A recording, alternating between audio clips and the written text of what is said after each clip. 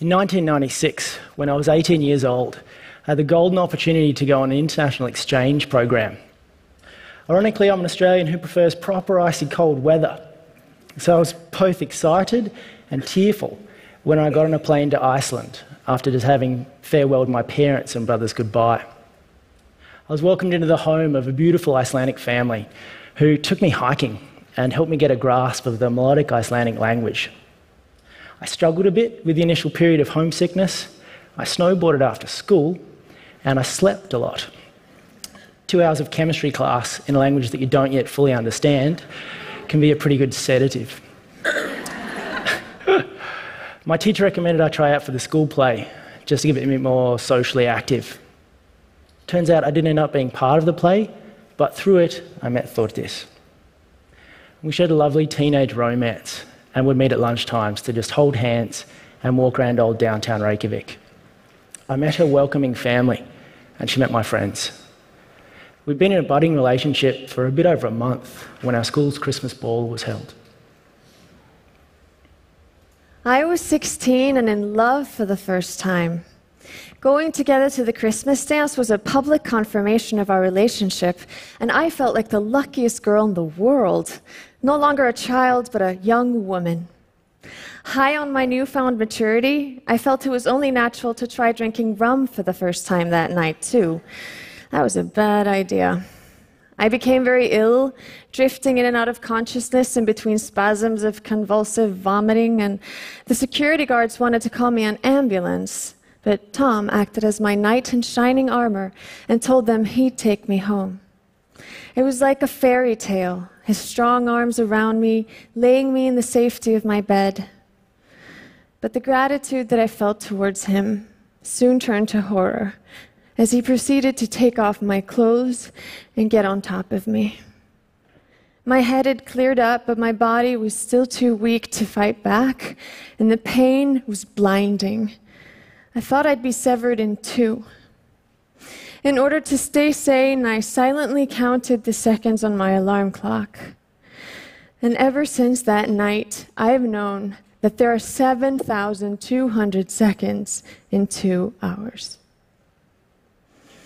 Despite limping for days and crying for weeks, this incident didn't fit my ideas about rape like I'd seen on TV. Tom wasn't an armed lunatic. He was my boyfriend. And it didn't happen in a seedy alleyway. It happened in my own bed. By the time I could identify what had happened to me as rape, he had completed his exchange program and left for Australia. So I told myself it was pointless to address what had happened. And besides, it had to have been my fault somehow. I was raised in a world where girls are taught that they get raped for a reason. Their skirt was too short. Their smile was too wide. Their breath smelled of alcohol. And I was guilty of all of those things, so the shame had to be mine. It took me years to realize that only one thing could have stopped me from being raped that night, and it wasn't my skirt. It wasn't my smile. It wasn't my childish trust. The only thing that could have stopped me from being raped that night is the man who raped me, had he stopped himself. I have vague memories of the next day, the after effects of drinking, a certain hollowness that I tried to stifle, nothing more. But I didn't show up at Thordis' door. It is important to now state that I didn't see my deed for what it was. The word rape didn't echo around my mind as it should have, and I wasn't crucifying myself with memories of the night before. It wasn't so much a conscious refusal, it was more like any acknowledgement of reality was forbidden. My definition of my actions completely refuted any recognition of the immense trauma I'd caused Thordis. To be honest, I repudiated the entire act in the days afterwards and when I was committing it. I disavowed the truth by convincing myself it was sex and not rape. And this is a lie I felt spine-bending guilt for. I broke up with Thordis a couple of days later and then saw her a number of times during the remainder of my year in Iceland, feeling a sharp stab of heavy-heartedness each time. Deep down, I knew I'd done something immeasurably wrong. But without planning it, I sunk the memories deep and then I tied a rock to them. What followed is a 9-year period that can best be titled as denial and running, when I got a chance to identify the real torment that I'd caused. I didn't stand still long enough to do so. Whether it be via distraction, substance use, thrill-seeking, or the scrupulous policing of my inner speak, I refused to be static and silent. Amidst this noise, I also drew heavily upon other parts of my life to construct a picture of who I was. I was a surfer, a social science student, a friend to good people, a loved brother and son, an outdoor recreation guide, and eventually a youth worker. I gripped tight to the simple notion that I wasn't a bad person. I didn't think I had this in my bones. I thought I was made up of something else, of my nurtured upbringing, my loving extended family and role models. People close to me were warm and genuine in their respect shown towards women. It took me a long time to stare down this dark corner of myself and to ask it questions. 9 years after the Christmas dance, I was 25 years old and headed straight for a nervous breakdown. My self-worth was buried under a soul-crushing load of silence that isolated me from everyone that I cared about, and I was consumed with misplaced hatred and anger that I took out on myself. One day, I stormed out of the door in tears after a fight with a loved one, and I wandered into a cafe where I asked the waitress for a pen. I always had a notebook with me, claiming that it was to jot down ideas and moments of inspiration, but the truth was that I needed to be constantly fidgeting, because in moments of stillness, I found myself counting seconds again. But that day, I watched in wonder as the words streamed out of my pen, forming the most pivotal letter I've ever written, addressed to Tom. Along with an account of the violence that he subjected me to, the words, "I want to find forgiveness," stared back at me, surprising nobody more than myself. But deep down, I realized that this was my way out of my suffering, because regardless of whether or not he deserved my forgiveness, I deserved peace. My era of shame was over. Before sending the letter, I prepared myself for all kinds of negative responses, or what I found likeliest, no response whatsoever. The only outcome that I didn't prepare myself for was the one that I then got. A typed confession from Tom, full of disarming regret. As it turns out, he too had been imprisoned by silence. And this marked the start of an 8-year-long correspondence that God knows was never easy, but always honest. I relieved myself of the burdens that I'd wrongfully shouldered, and he in turn wholeheartedly owned up to what he'd done. Our written exchanges became a platform to dissect the consequences of that night, and they were everything from gut-wrenching to healing beyond words. And yet, it didn't bring about closure for me. Perhaps because the email format didn't feel personal enough. Perhaps because it's easy to be brave when you're hiding behind a computer screen on the other side of the planet. But we'd begun a dialogue that I felt was necessary to explore to its fullest.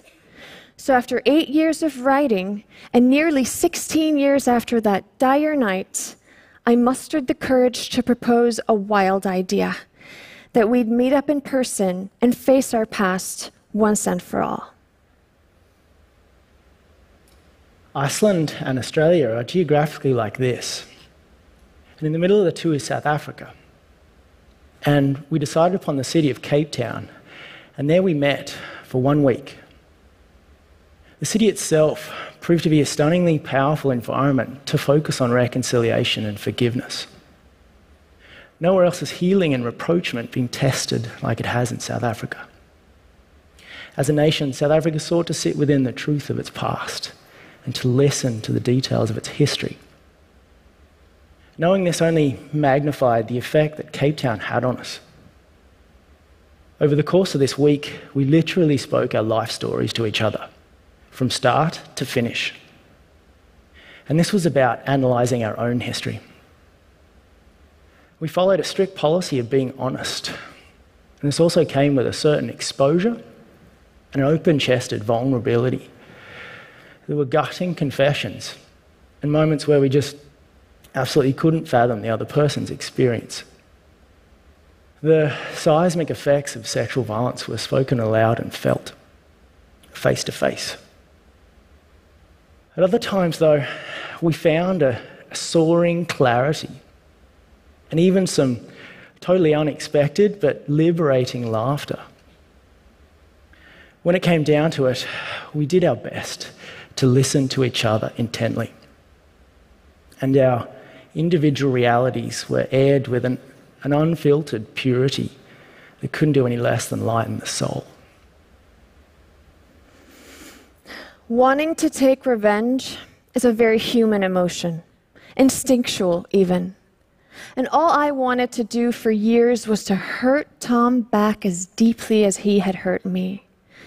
But had I not found a way out of the hatred and anger, I'm not sure I'd be standing here today.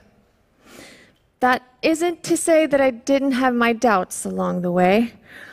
When the plane bounced on that landing strip in Cape Town, I remember thinking, why did I not just get myself a therapist and a bottle of vodka like a normal person would do?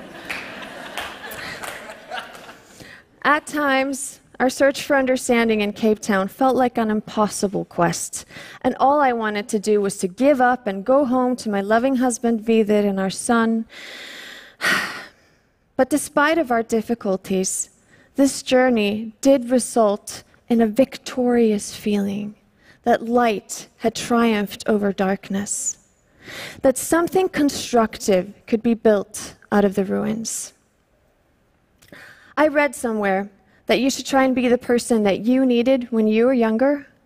And back when I was a teenager, I would have needed to know that the shame wasn't mine, that there's hope after rape, that you can even find happiness like I share with my husband today. Which is why I started writing feverishly upon my return from Cape Town, resulting in a book co-authored by Tom that we hope can be of use to people from both ends of the perpetrator-survivor scale. If nothing else, it's a story that we would have needed to hear when we were younger. Given the nature of our story, I know the words that inevitably accompany it. Victim, rapist, and labels are a way to organize concepts, but they can also be dehumanizing in their connotations. Once someone's been deemed a victim, it's that much easier to file them away as someone damaged, dishonored, less than. And likewise, once someone's been branded a rapist, it's that much easier to call him a monster, inhuman. But how will we understand what it is in human societies that produce this violence if we refuse to recognize the humanity of those who commit it? And how can we empower survivors if we're making them feel less than? How can we discuss solutions to one of the biggest threats to the lives of women and children around the world if the very words we use are part of the problem?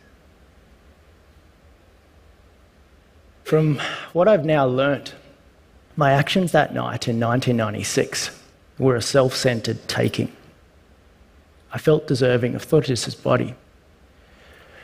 I've had primarily positive social influences and examples of equitable behaviour around me. But on that occasion, I chose to draw upon the negative ones, the ones that see women as having less intrinsic worth, and of men having some unspoken and symbolic claim to their bodies.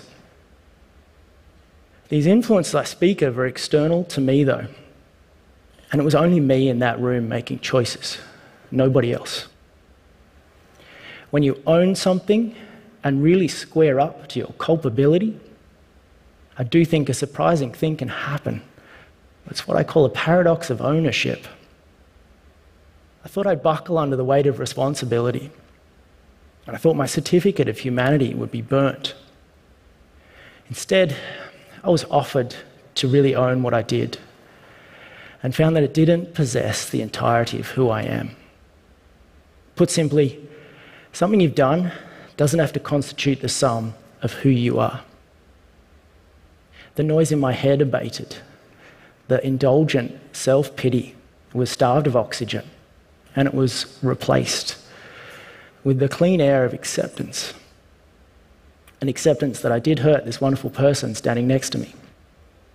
An acceptance that I am part of a large and shockingly everyday grouping of men who have been sexually violent towards their partners. Don't underestimate the power of words. Saying to Thordis that I raped her changed my accord with myself as well as with her. But most importantly, the blame transferred from Thordis to me. Far too often, the responsibility is attributed to female survivors of sexual violence and not to the males who enact it. Far too often, the denial and running leaves all parties at a great distance from the truth. There's definitely a public conversation happening now. And like a lot of people, we're heartened that there's less retreating from this difficult but important discussion. I feel a real responsibility to add our voices to it. What we did is not a formula that we're prescribing for others. Nobody has the right to tell anyone else how to handle their deepest pain or their greatest error. Breaking your silence is never easy, and depending on where you are in the world, it can even be deadly to speak out about rape.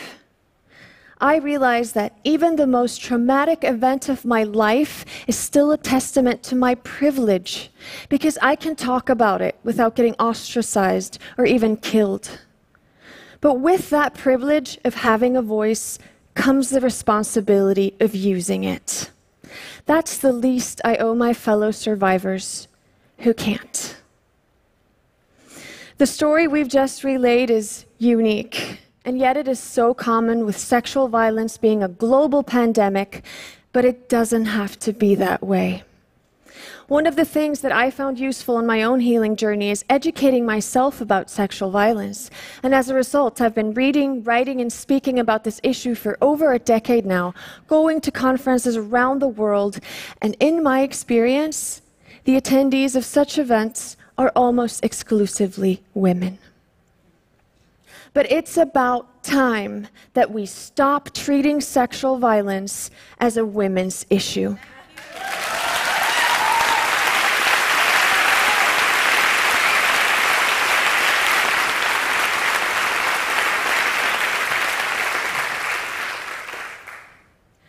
A majority of sexual violence against women and men is perpetrated by men, and yet their voices are sorely underrepresented in this discussion.